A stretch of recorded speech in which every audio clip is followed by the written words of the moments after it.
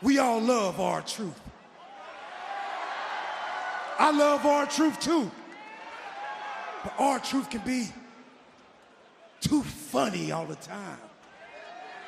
R-Truth can be too nice. And he's too forgiving. Not me. I wish you would.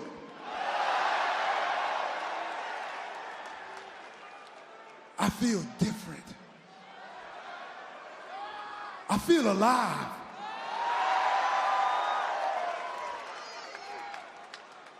And for any of you that thinks I'm a lie, you think I'm some sideshow act? You think I'm a gimmick? The truth has set me free. I am Ron Killings. I am the truth, the whole truth, and nothing but the truth. Now put some respect on my name. Get ready! Who said get ready?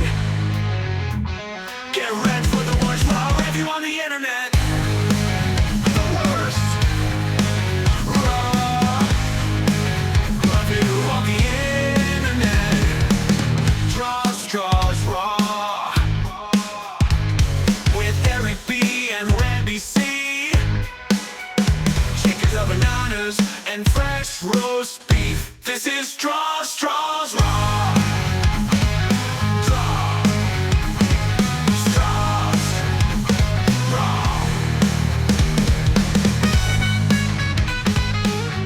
Hello, friends, listeners, and newcomers. It's me, Eric B. They call me the Raw Dog, and I'm here on STRAWS Raw, featured on the Hub Sports Entertainment Network. Folks, thank you for joining us, and I do mean us, for another fine installment, because I am here with my PIC, my puppy in crime, and his name is Randy C. Randy, my schnauzer from another Mauja.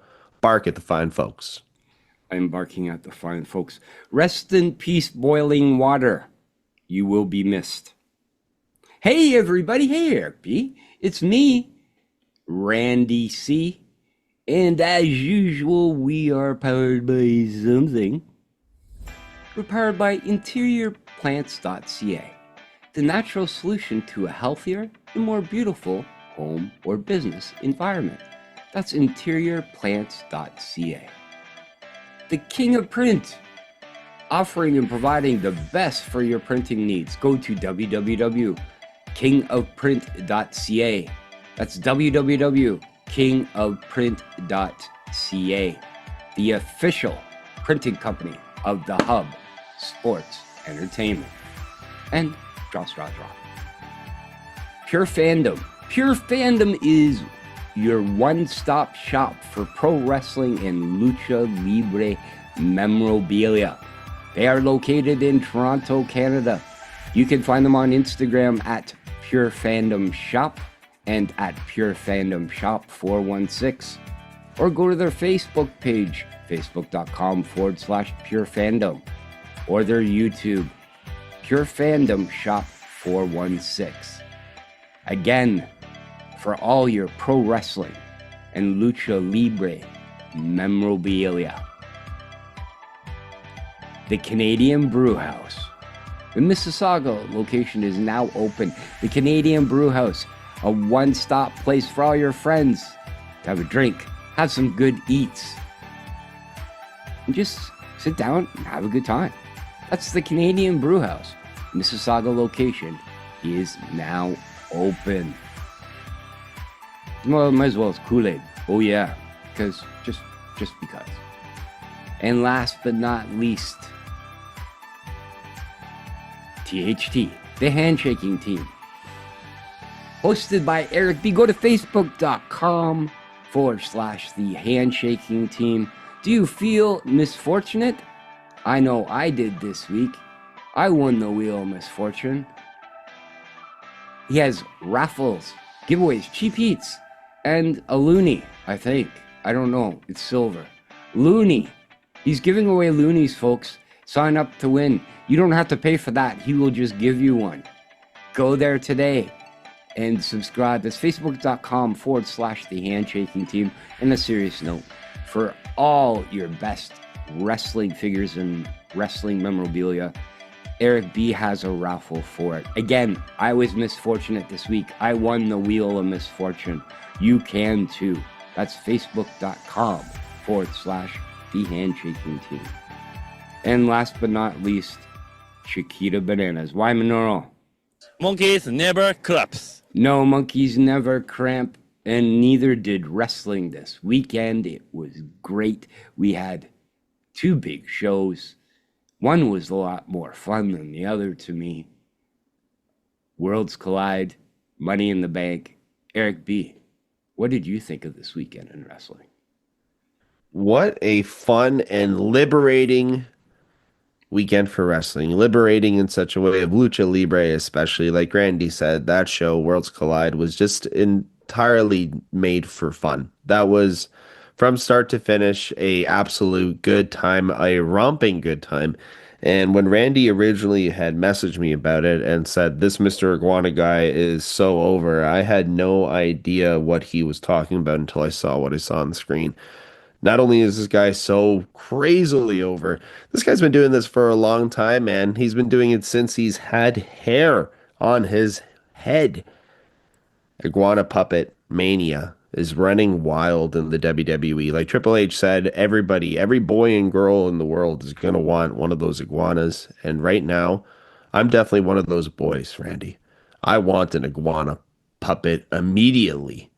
I need a Lieska in my life. What do you think, brother? It was just so much fun from start to finish. On a serious note, before you give your comment on it, on a serious note, AAA and WWE, their partnership and this show especially did such a good job of differentiating what we see on WWE RAW and what we saw in Money in the Bank in comparison to what they have to offer in AAA. It seems like it's a completely different product. It reminded me of turning on WCW and seeing that first hot match of Lucha Libre. I thought it was absolutely great from start to finish. And yeah, I have no bones to pick with that show, Randy. 100%. It was a lot of fun. The WWE production, upping the level of production for this event, comparably to a normal AAA. Now, we'll talk about the product in whole. I remember a gentleman that used to be on Sunday Night's Main Event. His name was Mark Andrade. And he, don't get me wrong, I watched a little of the AAA. I didn't watch much. I didn't think it was good. Storylines I didn't understand, so on and so forth. No English announcing. But I did see Mr. Iguana before. And I remember watching with another fellow gentleman here on the Sunday Night's Main Event that used to be Eric Reed. And we saw Mr. Iguana. And I told him, this guy is gold. Why isn't anybody using him, so on and so forth. Now, the highlight of him this weekend, Mr. Iguana, the money they're making, he's going to make the most money in his lifetime this week with his merch going out. We had vignettes shown. The Worlds Collide on YouTube was the highest ranked WWE live watch along for its time. It was absolutely incredible. I think it's on record of being one of the highest streamed watch along. What is it at right now? 4.1 million views on that stream alone. So that was pretty crazy just for not only pro wrestling, but just streaming anything. And also, kudos to the servers at YouTube and everywhere else, because if you were doing this anywhere else and you had that amount of people watching at one time, you would have slowdowns, you would have some types of breaks. And Randy, like you said, the WWE production value is definitely there, but I love how it still had that kind of cheap-ish quality that AAA and Lucha Libre Wrestling has. It's campy. There's less production value in it, right? So they still kept it traditional, but made it look very good. And even the introduction of it in there, like a vignette about what AAA, so on and so forth, and where it started and how it went along and why they had this, was absolutely perfect in every single way. You're right, campy and fun, I guess is the best way to put it. A different style of wrestling. They did modify it a little. Corey Graves as an announcer was a good pick. Conan was good too, in a way. I will put my thoughts on Conan. I just think he's a little too old for it. He wanted to tell stories, and unfortunately, Corey Graves, like the professional he was very polite in cutting him off on some of the stories, getting back to the action.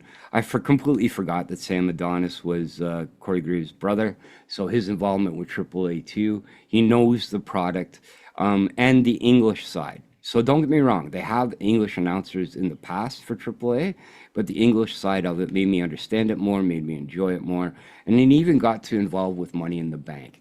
It was probably the funnest product WWE put out this year. And not just because of Mr. Iguana, but the whole program itself. Chad Gable versus Vikino was absolutely incredible.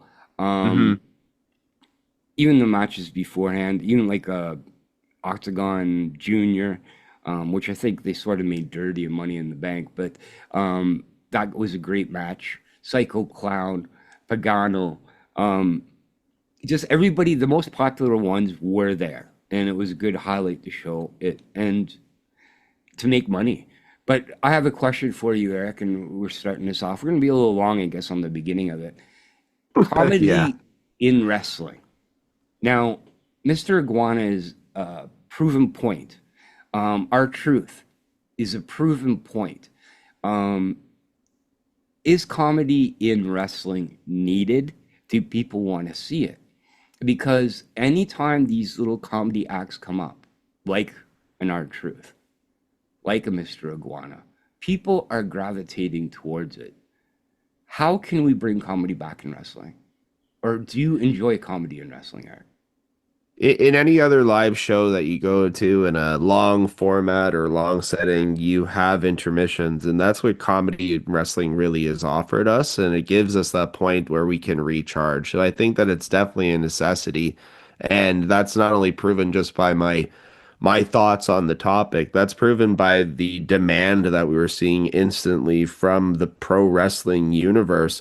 A lot of people are online going crazy for Mr. Iguana because he's different and he's unique, and the guy wrestles with a puppet in his mouth.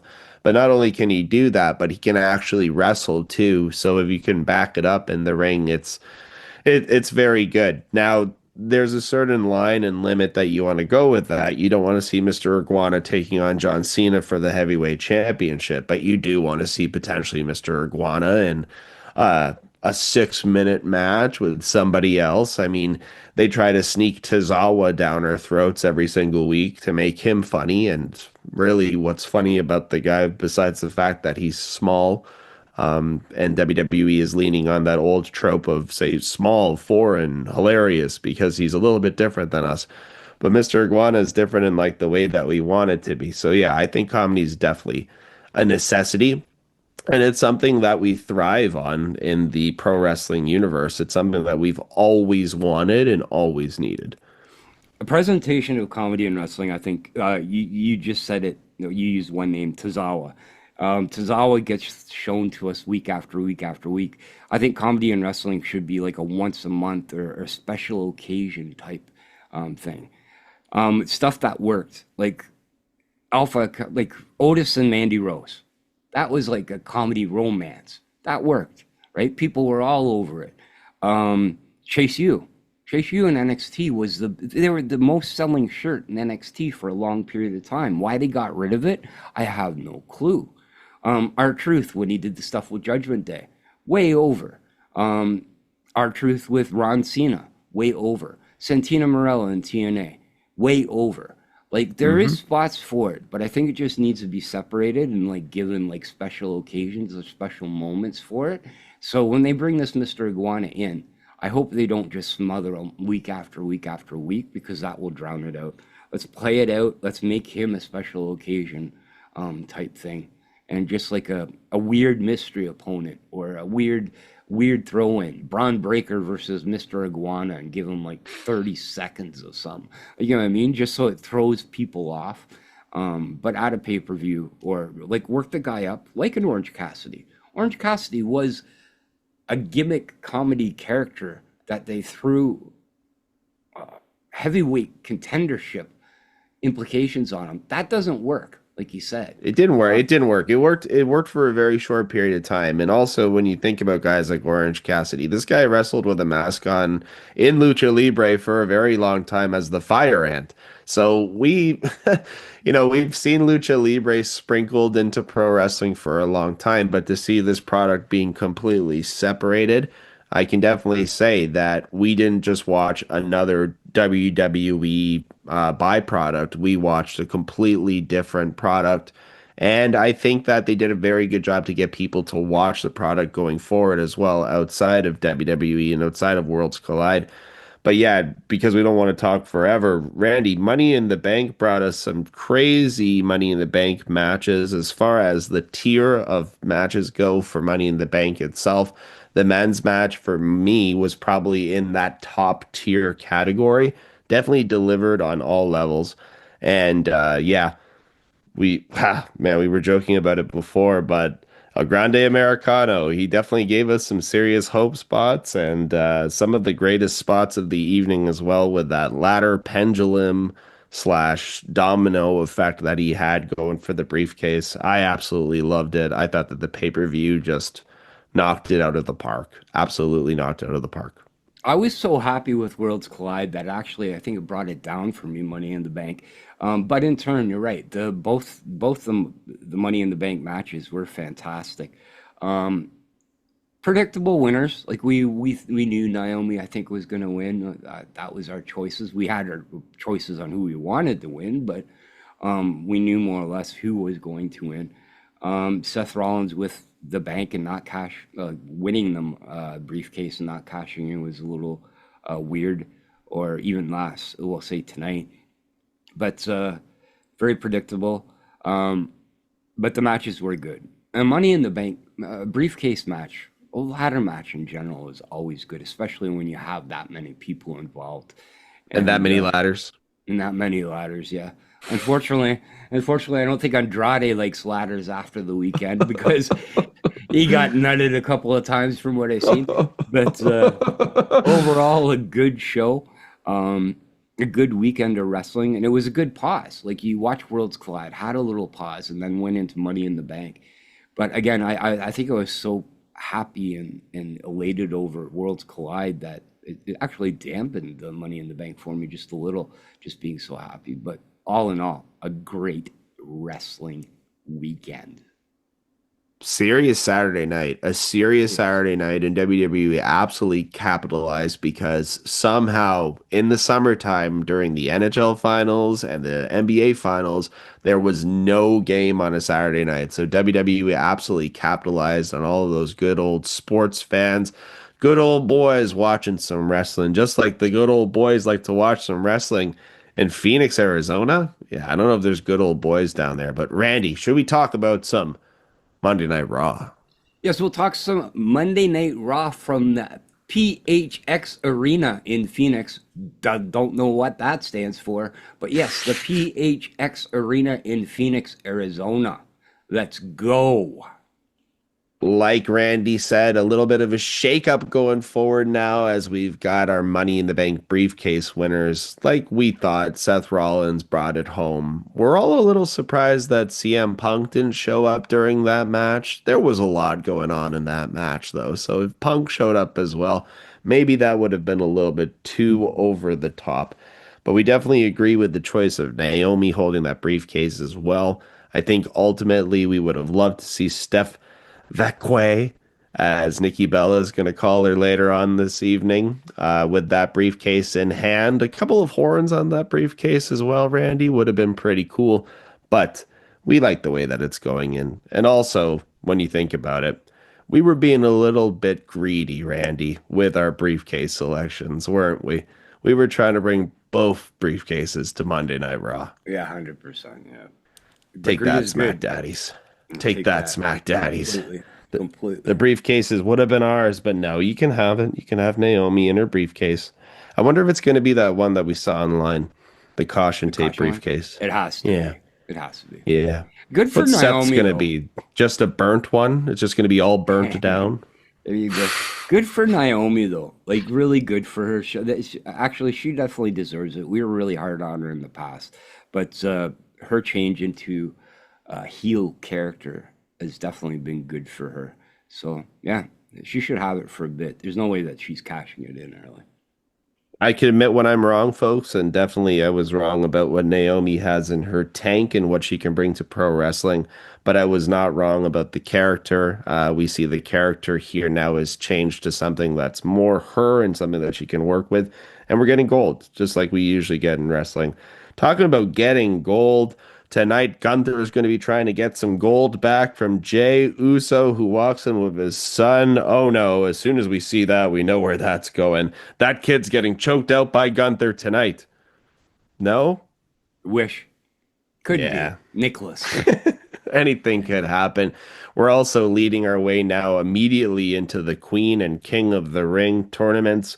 That's happening rapid fast, just completely out of nowhere.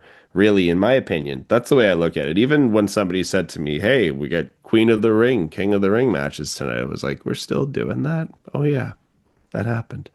We are just fast and furious with PLEs, Randy. Fast and furious with PLEs, and extra YouTubes, PLEs, and all of that good stuff. But we're getting a lot of wrestling content. A lot of wrestling Attach content. it to my veins. Do you feel a little wrestling hungover on Sunday? No, no, no. Say again. It was No? fun. It's fun. I had a. Never mind. That's another story. That's a whole different type of hangover, folks. Anyways, like I said, Gunther versus Jay is the match of the night. And then also the qualifying matches that we got going into the tournaments is here. We got a lot going on, folks. Becky Lynch is here with her Intercontinental title. Everybody's really excited about that. Randy and me saw that coming a mile away. I mean, what else were they going to do? If Becky was going to lose, what else were they going to do, man?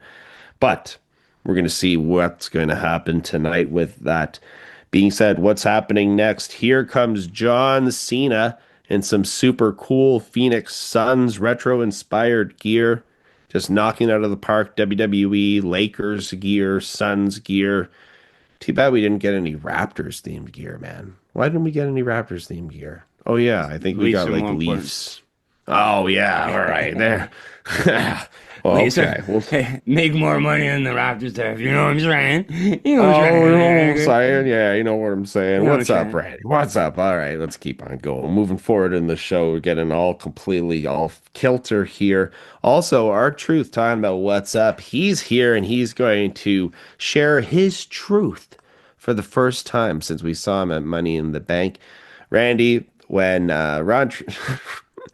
Ron Cena ran into the ring and just attacked John Cena there.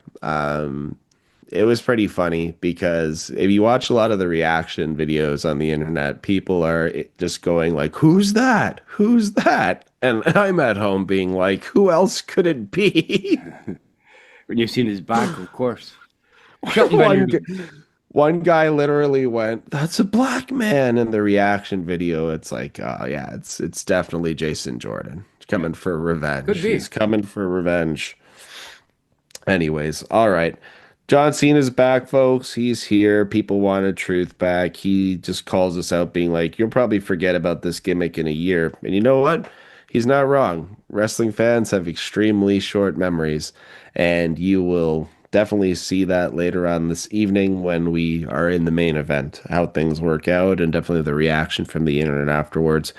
But John Cena is here, folks. He does his countdown as well. He only has a few number of dates left now. It's 19. And after, his next time that we see him, it's going to be 18. He's fought everybody, but he wants to fight the best. Q, the best in the world himself. It's CM Punk to interrupt Randy, and he's coming in fresh with a pompadour. Also wearing like a sweater walking to the ring in Phoenix, Arizona. Randy, have you ever been to Phoenix, Arizona? No. It's hot everywhere. It's hot inside. It's hot everywhere. It's hot as Hades. So when I see this guy wearing the sweater, I'm like, holy moly. I know you want to be fresh and clean, Mr. Phil Brooks, but you got to be hot as a mug in that ring.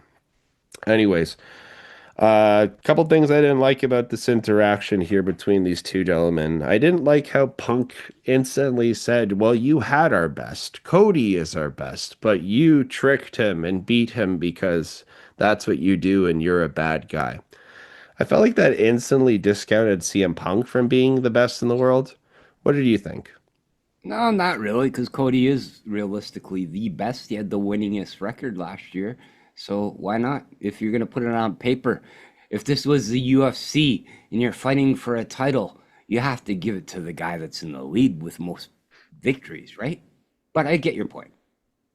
Most victories, huh?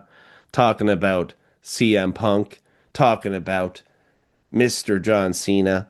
Is John Cena going to be a little bit more Boston Red Sox or is he going to be a little more Yankees? Yeah, that reference was used out there, folks. Punk is ready for a fight. He wants that belt. He wants his opportunity. And you know what? John Cena is going to give him that said opportunity, but he's going to give it to him at Night of Champions. And the reason why he does that and wants Punk to follow him to Saudi Arabia is because CM Punk has been very outspoken about how he does not want to go there. So ultimately, this is a very heelish move here by John Cena. But Randy, shouldn't we have gotten this match at SummerSlam? No, I think this is absolutely brilliant. I thought this was probably one of the greatest promos of the year, and everybody's slamming it on net. Because, yes, right, CM Punk doesn't want to go to Saudi Arabia. Why should he? He slammed The Miz, if everybody remembers that tweet that went out. And I'm not going to quote it because we're trying to stay a little PG here for our younger listeners like Reese, right? Reese, brother. But, Yeah, Reese. rock and roll. But I honestly thought this was great. How will CM Punk respond? Will he go to Saudi Arabia? John Cena's, I'm giving you the chance. Here it is. I want to see how they set this up. That Punk is going. There is not a doubt that he is going. But I want to see how they set this up. Like Punk's apology. Like if they did this with Hogan back in the day, I think it would have worked a little better. You know what I mean? You know what I'm saying? It would have worked a little better. You know, Brother. So, yeah, but no, I enjoyed it. I know people are hating it. Oh, same old Cena, all this junk, and oh, here comes Punk. Yes, would anything be better at SummerSlam? Yeah, it could lead to that. But remember, we have these pay-per-views coming up. It's an afternoon pay-per-view too, so that's sort of good. And it should be fun. John Cena, 18 appearances left. His title run for this has not been really big. Like, you know what I mean? Yeah, he faced Orton. He faced R-Truth. Like, Cody. Like, who else has he done? And he's halfway done. So, I don't know. They got to make this last run of John Cena a little more entertaining for me. And does he turn back face? Everybody's always going to be face at the end. I think he has to be. But I think it's going to get better as these dates click down. With John Cena in Saudi Arabia with CM Punk, it's going to happen. Yeah, and I don't have any issue with the matchup between these two guys. I think that it's great. I think that everybody wanted it. I just think that it's a very large scale match, and I don't know what else you're gonna do with Cena again at SummerSlam. If you're gonna throw him into another just random tag match like we saw at Money in the Bank, then it's not going to be, like you said, there needs to be a little bit more meat on the bone. It's not that entertaining.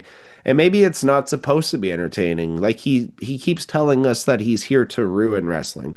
He's here to take our joy away, man. He's here to take our fun away. Like they tried to take our truth away from us. But you know what, Randy? They couldn't do that. They couldn't do that as well. Anyways, it looks like Punk goes to agree with the request here to follow to Saudi Arabia, but cue Seth Rollins' music. He is here. He is the Money in the Bank briefcase holder for the second time, Randy. It is not branded yet. That briefcase needs to be branded, brother. Randy, what is your favorite Money in the Bank briefcase of all time? That's a good question. I know. I've been saving it. Damian Priest Senora was good. It was cool. It's only like because it's recent history, right? I'm old, so I do have memory problems.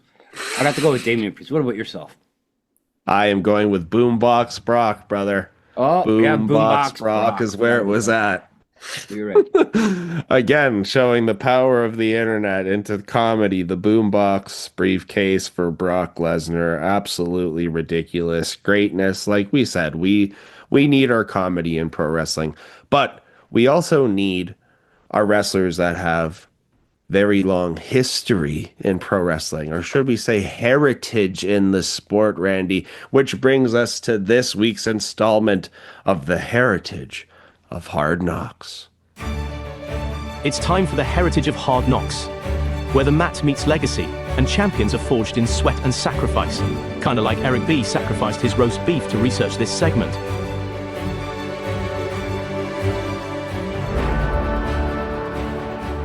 All right, folks, this week, our subject for the Heritage of Hard Knocks is none other than Mr. Phil Brooks himself. It's Mr. CM Punk. And I'm going to go with somebody a little bit newer and somebody that we've seen all over wrestling, Ring of Honor, everywhere, because that means that his skills and his heritage comes from all different types of places, including names that we are more than aware of and some names that we are maybe not so much.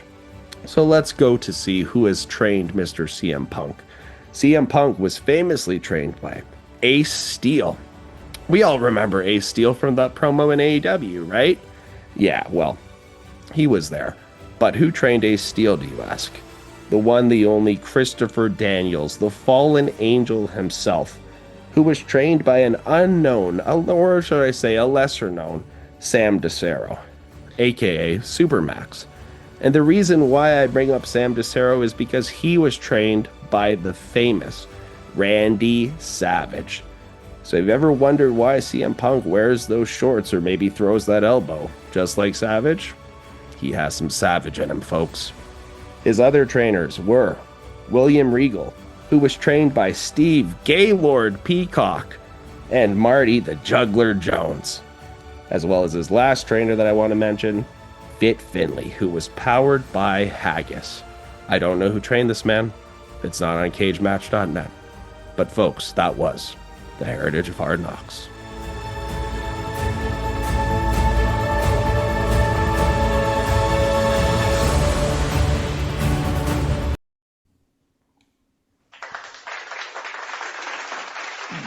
Way to go, Eric B. I didn't know Christopher Daniels trained Ace Steel. I don't even know. They're roughly the same age, I thought. But Christopher Daniels, one of my favorites. Good job. Good job, sir. Christopher Daniels trained like literally everybody. If I go through the rabbit hole of Christopher Daniels, we can do an entire podcast on it.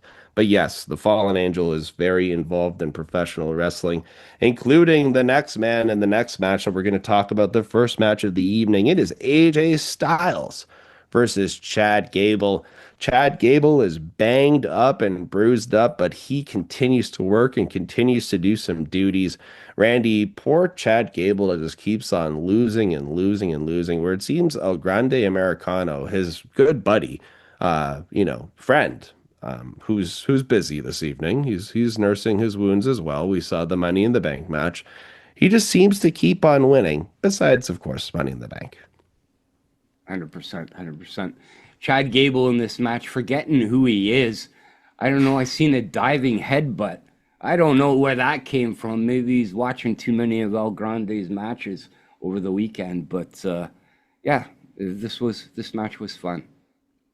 Chad Gable just continuing to work all over. When you consider how much these people have worked over the weekend, and then also the traveling that they've done, different arenas, different shows, it's crazy. But he does not show it in this match, as we continue to see what we've expected to see from Chad Gable. The man was born to wrestle.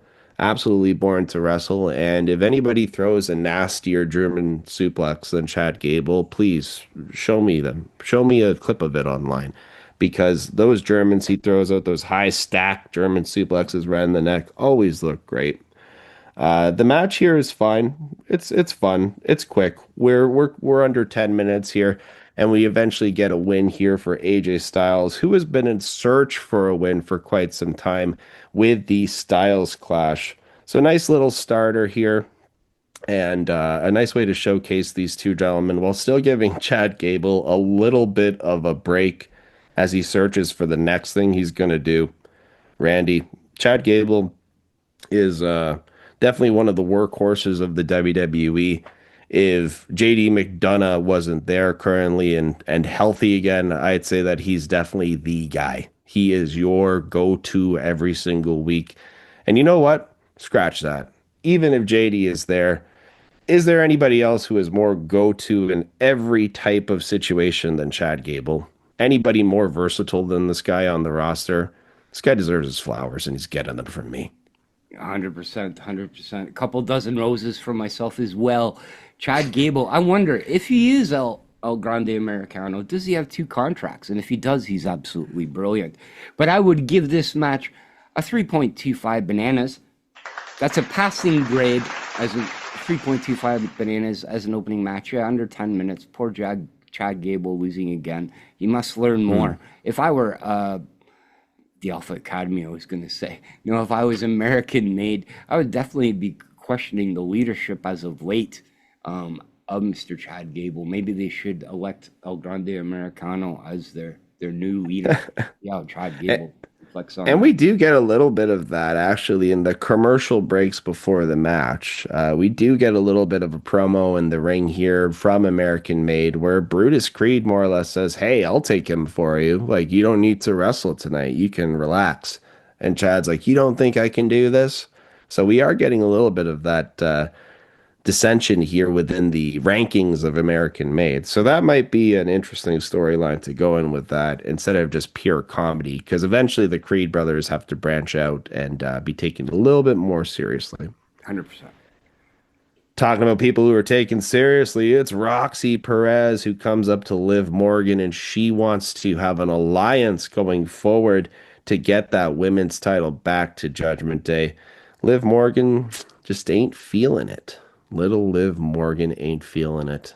And you know what? That's a shame because we're feeling little Liv Morgan. Aren't we, Randy? Yes, we are feeling Liv Morgan, and we definitely like her. A little jealousy I'm sensing in Liv Morgan now, especially the way she looks at her.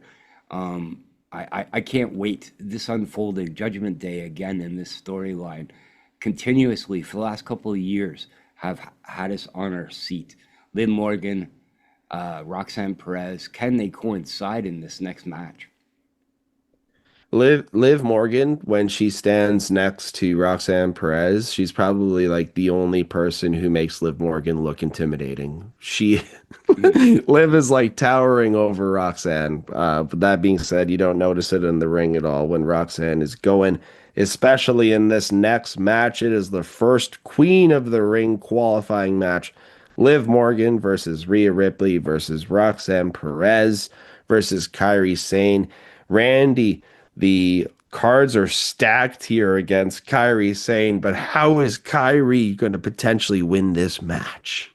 She's not. Thank you. All right, let's move forward. Let's move forward because as soon as we saw this match get announced, poor Kairi is definitely the odd lady out. She's there definitely to throw some insane elbow at some point, but that's all we're gonna get from her. That's about it. Liv Morgan, Rhea Ripley, and Roxanne Perez, Queen of the Ring first round. It seems like WWE is almost writing this out before this match itself, but it doesn't mean the match is bad because the match is actually very good. We got a lot of excitement going on here. Code breakers, like I said, insane elbows. Rhea Ripley is doing some power bombs here, showing her strength in comparison to the other 3 women here in the match. Rhea Ripley just looks like a giant. But as soon as they saw this match announced, I was like, there's no way that Rhea can win this because it just doesn't make any sense for her. It doesn't at all. And also, you have to keep in mind that Liv Morgan, Raquel Rodriguez, and Roxanne Perez are all working in tandem to ensure that she does not get the win itself. Kairi Sane dives onto both of them, drops an insane elbow onto Liv Morgan, which leaves Rhea there for Roxanne to pin her, get the win, and that's it. Roxanne Perez is moving forward with the Queen of the Ring. Randy, why does Roxanne Perez make the most sense as the Queen of the Ring winner this year? Well, again, it's a qualifying match, but I agree with you. She should be for the Judgment Day and the continuing of the story and being one up on Liv on something. Yes, this was Raquel interrupting Rhea Ripley, like distracting and taking her outside for this to be set up. Roxanne Perez stealing, I guess you can say, the pin. Liv Morgan not too happy, but the right person did win. Roxanne should be the Queen of the Ring because, again, it'll just elevate her that little higher up. It all depends if Stephanie Vaquer's in this match, too. I don't know what they're going to do. I think she's coming up in one of the next mixes, but there's no way that she needs to win that. So the person it should go to is Roxanne, just like the Money in the Bank briefcase went to Naomi. I would give this match, I enjoyed it a lot. I enjoyed the storyline of Roxanne taking Kairi Sane, the pin from Kairi Sane, off her and pinning her, especially Liv Morgan getting sort of beat up and pinned in that state. So I give this match a 3.75 banana. It's a 3.75 banana out of 5. I enjoyed it a lot. Just a lot of bananas being thrown around, folks. A lot of bananas being thrown around. Watch out for those peels. But yes, a very good match. A couple of segments here, just short of 15 minutes here for the ladies. And yeah, we have a long way to go before we get to the actual who is going to be the Queen of the Ring. But I think that it's almost perfect to see that crown sitting on top of the head of Roxy when it is all said and done.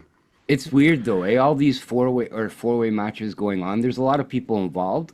But this is all accumulating. The Queen and King of the Ring will be done at the pay-per-view Night of Champions in Saudi Arabia, and I believe it's 3 weeks away. So they're gonna go through these matches fast, pretty quick.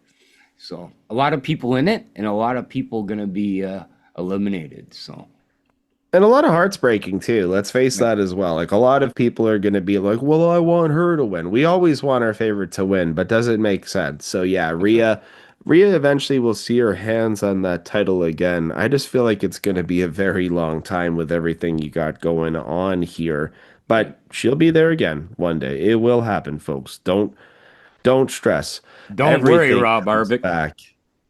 It'll Don't be you worry, a couple of years from now. Don't worry, Rob Arbic. Liv will have it a couple more times before Rhea. Well, don't worry, folks. History always repeats itself. We always see things from the past return, just like we've seen the return of Nikki Bella. She is in the backstage. She's introducing herself to Io Sky, and Io Sky turns to Nikki Bella, the Japanese Io Sky, may I add, shakes her hand and says, "You paved the way for all of us." But did she? The segment's corny. The segment is very corny and comes off as so false and pushed. It's just crazy, Randy. I don't get it. I really don't get it. Is this a permanent thing, or are we just going to Night of Champions with this? I do. I get it completely.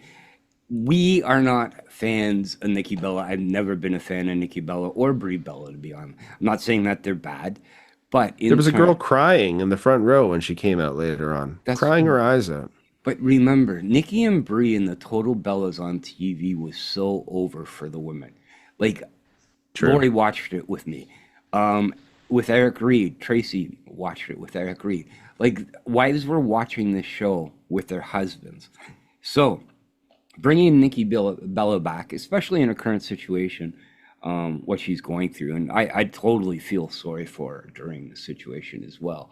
It does definitely bring a boost of confidence back to her, but as well as bring a whole entire new audience back again, maybe to watch this product, where the women, like Evolution is coming up, right? So the women are going to be highlighted, and why not bring Nikki Bella back? I honestly say bring Trish back again as well.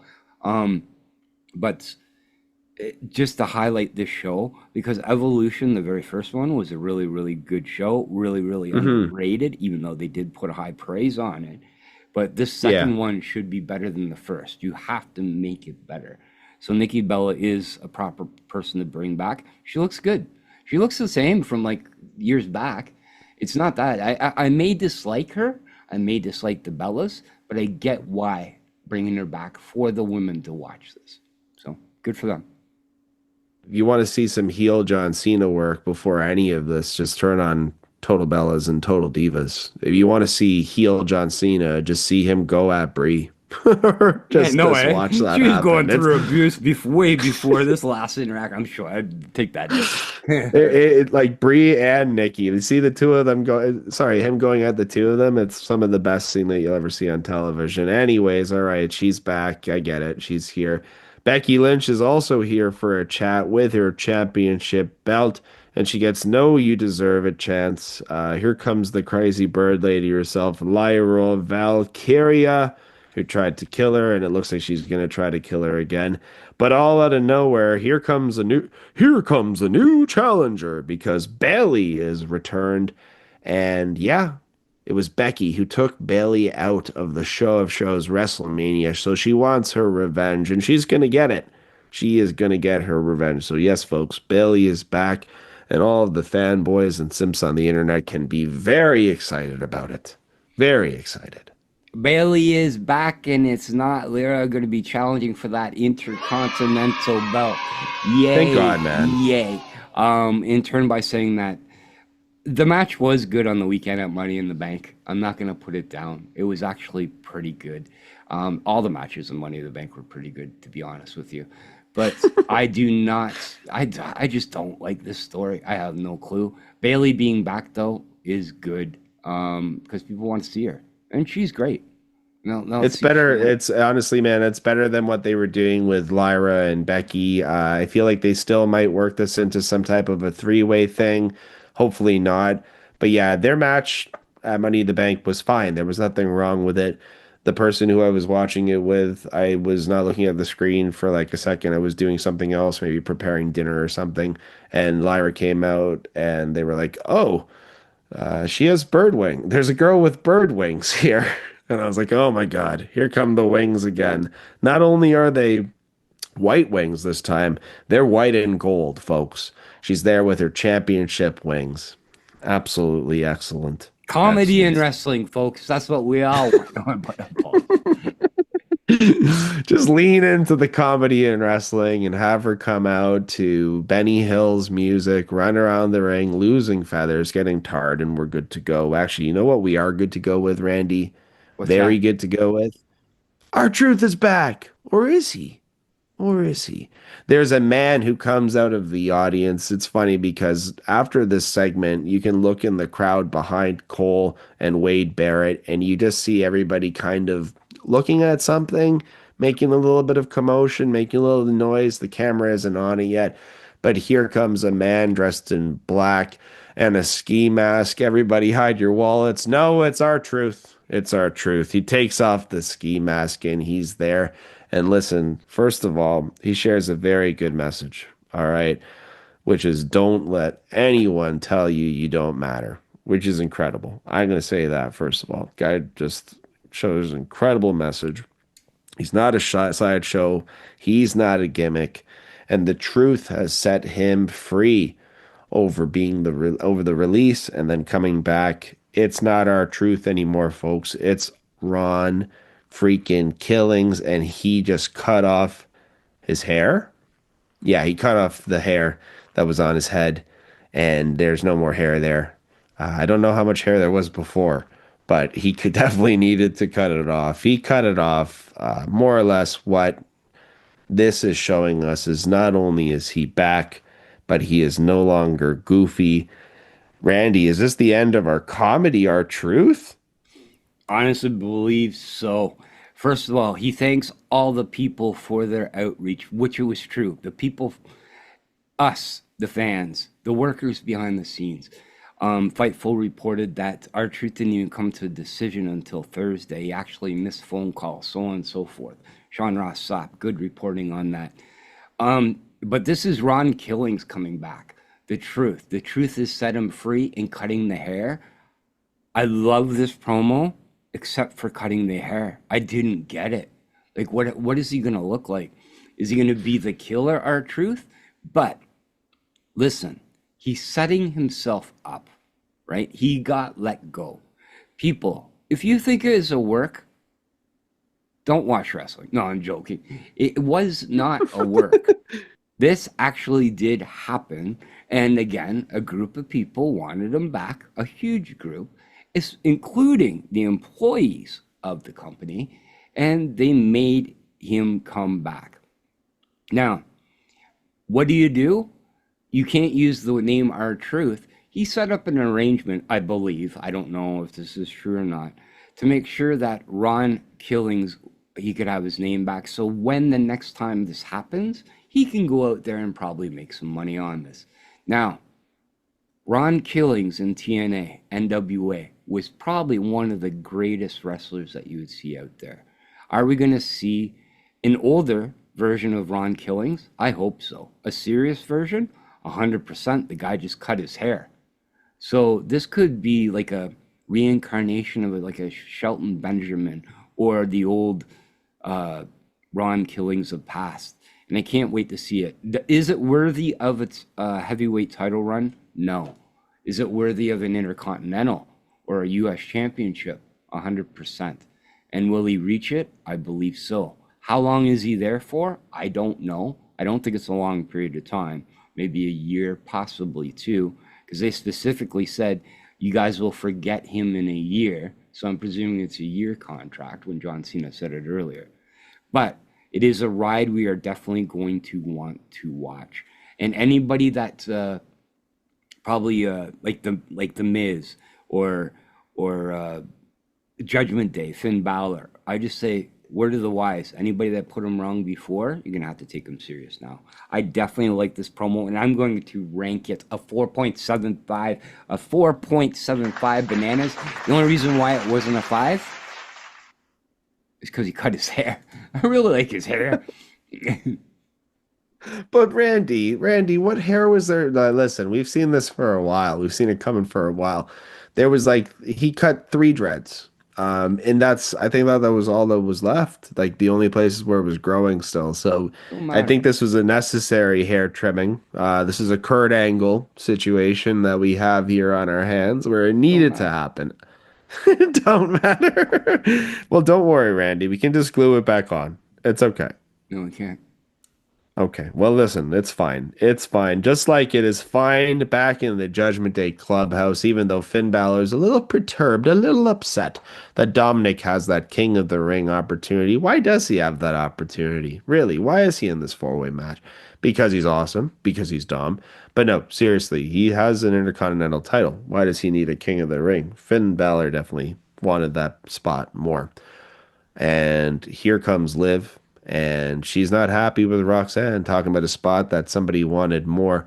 Roxanne just says, hey, Liv, I helped you. I tried to help you. And Liv says, is that what you did? Really? So little Liv Morgan, the little genius that she is, not only is she cute, but she's also very smart. She's on to what is going on with Roxy Perez and maybe Finn Balor. I don't know, not so much about Finn Balor with his smile and grin. And afterwards, the guy went from being upset to the grinningest man in the room. You can't miss his smile afterwards when seeing the commotion go on. But I don't think he's too upset. Dom did deserve it. He did beat Octagon Jr. in 4 minutes or something in Money in the Bank. So, Finn, sorry, not today. Okay, let's quickly talk just 1 second though about Octagon Jr. and like you said, you think that they did them potentially did AAA and did him dirty in this match in the Intercontinental title match here on Money in the Bank. It came out of nowhere. It was just randomly added onto the card. Nobody saw it coming. A guy that nobody knows about got to be on one of the grandest stages of it all in a match. Why is it fine for Joe Hendry to come out and be RKO'd and we celebrate that, and now Octagon gets 4 times that amount of time in a match and we have a problem with that? He didn't get 4 times the amount of the match, but Octagon Jr., don't get me wrong, Joe Hendry is known for this, and that's part of the gimmick. And 2, it's Randy Orton. This is Dominic Mysterio. Mid-tier title holder. I'm not saying he's not a heavyweight champion worthy, but but he's a mid-tier title holder against Octagon Jr., which is upper echelon tier of the AAA promotion. Like, I'm not saying, when I say doing dirty, it was like 4 or 5 minutes, whatever, how length the match was. They should have given at least 10. And Dominic Mysterio took control about 80% of that match. Now, in turn, a normal Dominic Mysterio match, even against Tozawa, is like a 50-50, if that. So don't give me they didn't do him dirty when Octagon Jr., a high tier on the AAA brand, only gets 40 minutes and 20% of offense. That's dirty. That's dirty, man. Okay. I like the opinion. I like the opinion. I definitely like the opinion. And shots fired. Hey, shots fired. But also, if you want to see shots fired, we had a show that included Pentagon, aka Penta, aka Pentagon Jr., and Octagon Jr. And if you want to talk about shots fired and a heated rivalry that goes back for decades, look up Pentagon versus Octagon. And eventually I feel like we're going to get that. It's going to happen. It will happen. But this and is you know the what son else of the son. Sorry. This is the son of the son. This is Octagon Jr. A lot of people don't know that either. That Octagon Jr. that he fought is now retired. That's his dad. But that is great. You are absolutely great. That was a great feud. Thank you for bringing that up, Eric. Yep. I'm going to watch it today. Got to do it. Anyways, talking about things that we got to watch immediately and want to see more of. We get a video package on Mr. Iguana. Yeah. Oh my God.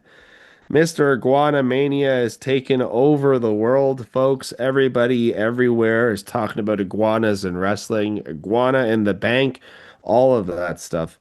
Definitely, we need more Mr. Iguana. We need Getting him. He's going to make more money this week than it's almost like the Penta mask going on for sale. But he's going to make more money this week, and it's more than Vikino, and it's going to be so funny. I actually reached out to Poison Rana, our friends Braden and Davey, and I said, you should change your show to Iguana Rana for one day only and just talk about AAA or something. And he laughed at it. So I'm trying to make a poster for him. One day only. Poison Rana is Iguana Rana, because that's what they called it. It was good. It needs to happen. It needs to happen. The Iguana Rana. Absolutely incredible stuff. Seth Rollins is giving Braun Breaker a pep talk before his match. The King of the Ring, first round qualifier here for the men's.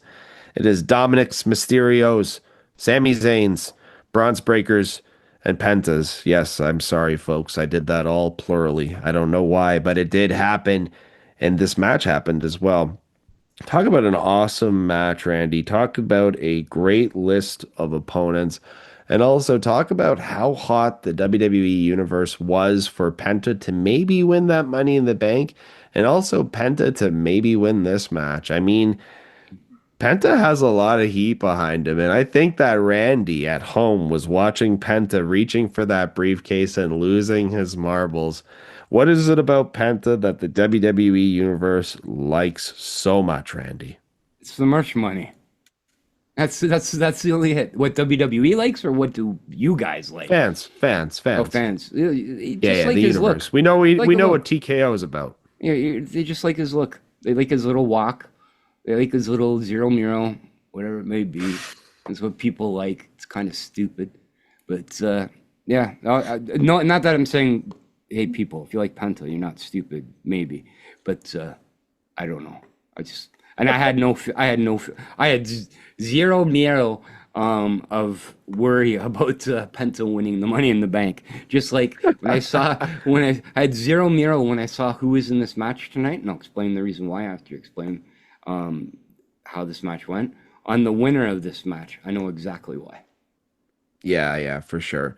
Well, I mean, when you look at the card on paper, it almost seems like the odd man out, the guy that's going through loss after loss and going through all this different turmoil in his career is Sami Zayn, right? Like, that's the guy that kind of seems like he doesn't belong here right now with all of these other people, with all of the hype, especially with Braun Breaker needing a little bit of something to do with Seth now holding that briefcase. You got to keep that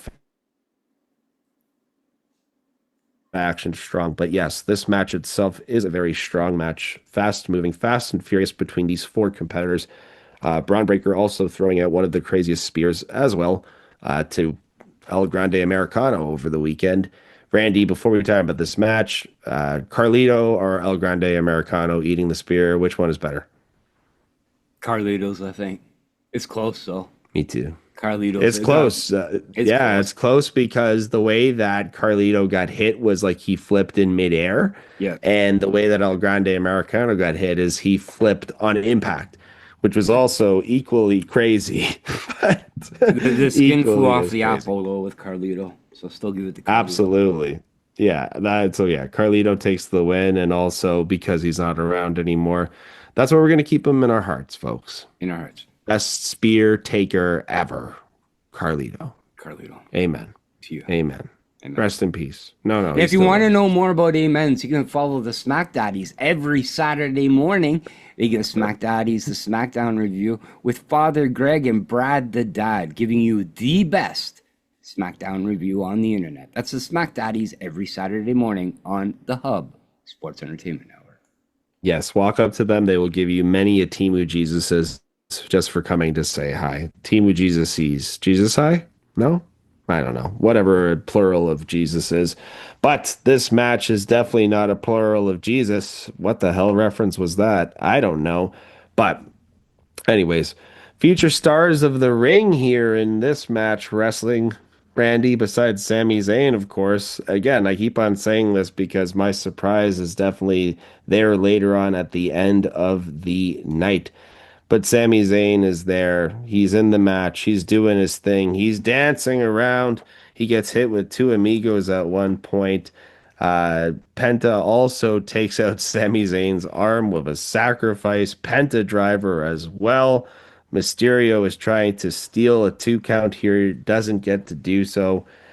Cue LA Knight out of nowhere with a BFT to Braun Breaker for some, payback for what he did to him on SmackDown. LA Knight is here on Raw randomly. But anyways, that leaves Sami Zayn to hit an exploder suplex, Mysterio in the corner, haluva kick, and he gets a win here. Sami Zayn, of all people, Randy, short of 20 minutes of this match, which also garnished a "This is awesome" chant. Sami Zayn is moving forward. Sami Zayn is going to win King of the Ring in Saudi Arabia on the Night of Champions. When I seen this and knew what the outcome was going to be, or where it was going to be, should I say, at the end. You thought so? I mean, like, you thought so? Like, when we had this 100%, match announced? 100%. Knowing where they showed the brackets and where the final is going to be, Sami Zayn is going to be in that final, right? Right. So I knew he was going to win tonight.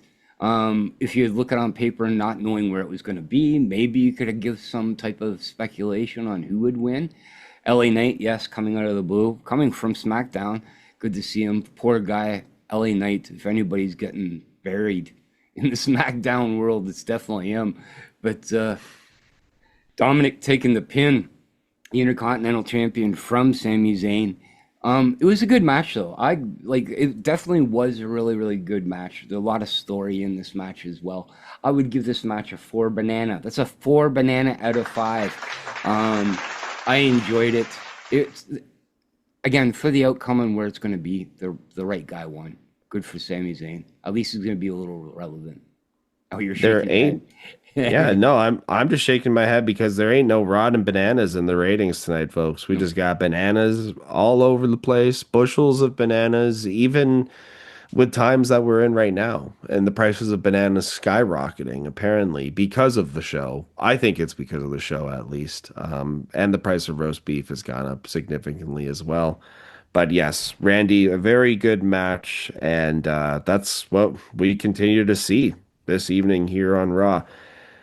People on the internet were going crazy because they showed the bracket earlier for the Queen of the Ring tournament, and there was a picture of Asuka. So maybe it was spoiled a little bit, but we get a video package here on Asuka, who is about to return after being away for about a year. Yeah. New Day is also here in the background. They are looking for their next tag team opponents. Randy, talking about the New Day and talking about Nikki Bella. So Nikki Bella came out, Odyssey Jones came out recently and did a whole statement about Nikki Bella being let back in, but him not being let back in. We've seen WWE be a little forgiving with some things as of late. Do you think that we see him maybe make his way back into the New Day stable and make them a little bit more heelish? 100% not. Unfortunately, I'm sorry. It is a business, and it's all in the name. Nikki Bella that's what it has is set too. a standard as it is before. Nikki Bella is a name that everybody knows. There is a heartfelt story behind her right now as well. I don't want anybody to go through any bad things. Like, that's the biggest thing. I'm not like the Odyssey Jones story. I fully don't know. I know parts of it, so I really can't comment on that. But the Nikki Bella thing, it's the right time, it's the right place, it's the right person, and it's credibility, right? She's had years in the business. Yes, she's had mistakes. Hey, even the Total Bellas can't, like, we were dissing John Cena earlier. You can diss Nikki Bella too, being like a princess. You know what I mean? Like, I'm not saying she's the most perfect girl in the world either. Definitely out of my league, but I don't even think we'd be playing the same type of ball, if you know what I'm saying. But yeah, no, there's no chance of Odyssey Jones coming back. Velveteen Dream did a thing last week too, picking on stuff. So Yeah. I think they're just trying to make themselves relevant in a time that they can't. It's unfortunate. It's all in the name. There's other names out there. Eric, we talk about this every week. Right? They got to get booked. Yeah, they got to get booked still somehow, right? So they want to become relevant for that day, for that moment in time. Tessa Get a Blanchard couple of was the bookings. last one. Like Tessa, Yeah. like that was the last one. Like you have to have a Tessa Blanchard name or higher, and that's to get into I'm not gonna say less elite tier of wrestling. Same thing goes in everything, honestly. There's guys in pro sports all the time who are welcome back because they're super talented, even though we're more than aware of, what they've done. Anyways, moving forward, Nikki Bella is here to thank us for having her back. That's great. She's getting to her point. She's going to mention all of the women here in the evolution of pro wrestling. I wonder where this is going, including, but not limited to, one of her favorites, Stephanie Vacquet. Stephanie Vacquet is definitely up and coming. She looks great. I think that she is a close friend of Stephanie Vacquer, but she's definitely there. Anyways, mentioning everyone besides Liv Morgan makes our precious Liv Morgan very angry, who comes out to challenge Nikki Bella. And, the two of them are going to have a fight at Evolution 2. Randy, do you think that Bree shows up and it's for the women's tag team titles? I don't know. I hope not. It could, but I just hope not. Again, nothing against Nikki. Like her run in WWE. Like, don't get me wrong. I guess it's good, and it had her run was only good because she had TV behind her. And It's a different time too. Yeah, It is a complete different time. But they still were on that cusp of not necessarily being only eye candy. They still were, professional wrestlers, which is different. Lay from Cool what you was had so before much that. better though. Lay Cool. That's what I was. So much Yeah, better. yeah. But again, yeah, she's back. I'm not saying she did nothing for them because she definitely did. She was one of the ones at the start. Anybody participating in that, give kudos to. So again, having her back for Evolution is good. Having her against an opponent like Liv Morgan, I actually want to see if Nikki can hang with Liv. Because I don't think she's hung like anybody like Liv. Liv is definitely the evolution of the perfect female wrestler in getting better and better each month as it goes on. Understanding a character, wrestling. A lot of people, or I hear a lot of the workers giving heat to Liv Morgan on, she gets hurt all the time and she gets cut. It don't matter, man. She mans up. Like, you know what I mean? Liv Morgan is higher, and I hate saying this, Rob, I don't even mean any disrespect, is higher level than Rhea Ripley right now in total ability and character. And it would be good to see a past icon like Nikki Bella versus a current icon like Liv Morgan. She has nothing. She's not part of the Queen of the Ring, so why not? There you go.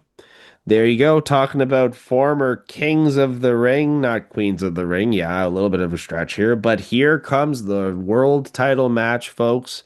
It is Jay Yeet Uso, uh, Mr. Champ himself, 4 letters, one word, Yeet. You know, that's what it is. Versus Gunther, who Gunther is saying to his Gunther's saying, Jay, not today. But anyways, a lot of talk on the internet before this match about Gunther being so mid. How could Gunther be even in this match, man? He's kind of a mid opponent for Jey Uso. And then you have the other side as well, which people are saying Jey Uso's title reign is so tiring. To that point as well, as me and Randy were discussing before Raw yesterday, they have seen a little bit of a decline in numbers in the last 3 weeks of viewership. And a lot of the time, that has to do with your main title. So the match tonight is Gunther versus Jey Uso, and Gunther is going to do everything that he possibly can as he's challenging to get his title back. He's going to do it, man. Jey Uso's wearing a shirt in the ring. Gunther's not going to be okay with that. He's ripping it off. You know what's really funny, actually, Randy? At the start of this match, I was like, take that shirt off, Jay. It's going to get torn off of you. That's absolutely going to get torn off. So Gunther tears it off just to show you how much of a villain he is. Anyways, Randy, Gunther has been booked a little indifferently since he lost the title to Jay.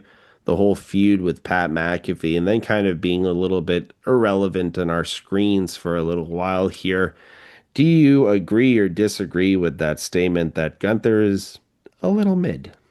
Oh, I definitely disagree with it, and whoever's saying it definitely watches the show probably periodically. Gunther is the man of wrestling. He is the wrestler. He may not be doing all the fancy flippity dippity type stuff that you want, but he will beat you down. He is a wrestler. He is the Stan Hansen of the day. He is the you could say the bigger Bret Hart. He knows how to wrestle. He will beat you down, work you down, find weakness and attack it, just like this match. So yeah, if you're saying this, you guys don't know what you're watching. Yeah, exactly. And just because Gunther's the type of guy that has a moveset that you might not be able to fill out all of the holds and all of the different positions in WWE 2K, doesn't mean that he's not an incredible wrestler, and doesn't mean that he doesn't use the tools that he has, his natural gifts, to make everything more believable, more punishing, and more terrible looking. And really, during this entire match, he is just punishing Jay, who is weak. Jay has just been through the ringer recently. He continues to weaken himself here for Gunther and this match here tonight. And that's what Gunther was telling him before as well. Keep putting your body through all of this, man. Just keep on doing it. It has to happen. At one point, we see a Hurricanrana, which is countered into a power bomb. Looks very nasty. Jay hits a super kick at some point, though, and then grabs the sleeper again. You'd think for a second, not again. This can't happen again. Gunther isn't going to get choked out by Jay. And guess what? If you thought that, you were right. You were absolutely right. We see Gunther go ahead, break out of that sleeper, and start hitting his nasty elbows to the head that we haven't seen in quite some time. After that, the choke is locked in here by Gunther, and Uso just goes to sleep. I think that the crowd is surprised. I don't want to see that the crowd is shocked, because we all saw, and people were clamoring online, that Jay's title reign was getting a little stale. So to see this change happen, I think the biggest surprise about it is after the change happened, Randy, we saw no cash-in attempt. Randy, thoughts on the match? 100%. Yeah, I was definitely expecting a cash-in after seeing him win. I didn't expect Gunther to win tonight, but mid-match, Gunther, the professional like he is, seen a weakness. Like you said, Jay has been working hard as of late. Weakness being the ribs of his ribs and gut. I know there's a lot of punishment to his ribs and gut for a little period of time, continuously putting the sleeper on and not giving up, just like Jay did to him previously. So Jay may have not tapped out, but he did get knocked out. He was out. Jay's run is done for now. Main event, maybe for a couple more times, but until he gets on that track or gets that rematch or anything else, he may not be reaching the main event for a period of time. Out of all the Gunther Jay matches, though, I will honestly say this was probably the weakest one. People involved, or like even the crowd, didn't seem as involved or enthused with this. But in turn, it doesn't mean it wasn't a good match. Gunther being Gunther, working on a spot and working the same holds over and over and over again, finally gets the win. So that being said, I would give this match a 3.75 on the banana scale rating. A 3.75, which is a good match. Not match of the night to me, but in turn, wasn't a bad match at all. Gunther with the win. He is your new champion. And no cash in. Where was Seth? Is it the belt that he's looking for? Who knows? Eric, do you know? I don't know. But yes, definitely a good match. I think that it didn't surprise me when Gunther won this match. I just saw the leading up all towards it being Gunther was potentially going to take this home tonight. And we've seen that they're more and more open to doing these major title changes on Raw. We've seen it happen twice in the last 3 months when you think about Io Sky and when you think about Gunther. Yep. The one thing that's a little bit strange about it is now our two major champions of the brand are both heel characters. I mean, they're trying to make John Cena as much of a heel as possible, but he's still getting cheered a lot when he's coming out, no matter what he's doing. So to that point that Randy's making as well, we'll probably see him turned back into a face before retirement. It almost has to happen. It has to be that way for him to go out for all of those years, for those 17 title reigns. Anyways, Randy, I thought it was a good show. I thought that Raw gave us some quick, fast, and furious action. And like you said, we have a couple of weeks here, just a few weeks to set up King of the Ring, Queen of the Ring, and a few other storylines, Evolution 2, all of that good stuff. Randy, if our fine listeners wanted to go ahead and just follow us more, or maybe even subscribe to us and watch us, listen to us, maybe even send you fine gifts, how could they go about doing so? Well, first of all, I want to make sure that they follow the Hub Sports Entertainment. You can go on Instagram. It's at the Hub Sports Entertainment. The Hub Sports Entertainment has a plethora of great shows, like the Dynamite Drop with Sean Burkhead and Ashley. They give you the week's AEW review and their thoughts on, and their choices or plans of what they want, the direction they want AEW to go. This is the amazing, the stunning, the sensational, the selectable, whatever that means. Sean Burkhead and Ashley giving you the Dynamite Drop, as well as the Smack Daddies are on the Hub Sports Entertainment. Join Father Greg and Brad the Dad as they talk a lot about Nintendo Switch 2, probably this week. And maybe they'll get into the SmackDown review. That's every Saturday on the Hub Sports Entertainment. I apologize that we did not do after Money in the Bank show. Family stuff got in the way, so it's more important. But yeah, you can follow us on the Twitter. We're at the Hub Sports Entertainment. Guess what? You can if you want to. We have a Patreon. The Patreon is The Draw. So go follow it on Patreon. THT has a little special there. If you join and pick this tier, you'll get a special draw every month for a really good wrestling collectible.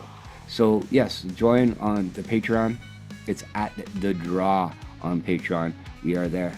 As well as you can follow me on Twitter at Huge Pop Radio, or again, the Hub Sports Entertainment.